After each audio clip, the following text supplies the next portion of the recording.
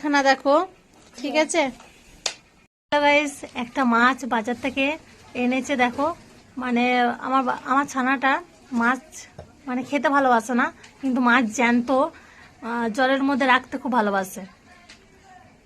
দেখো ছুটছে ছানাটা আমার। আমাদের পেঁয়াজ কোথায় রেখেছি দেখো, দুলছে। দেখো গাইস আমার ছানাটা কেমন দুলছে, ভালো করে দেখে নাও। মানে ছাদের মধ্যে, ঠিক আছে, এটা নিচেই ছিল দুলনাটা, নিচে রাখার কোনো জায়গা নেই, তাই ছাদের মধ্যে করে দেওয়া হয়েছে।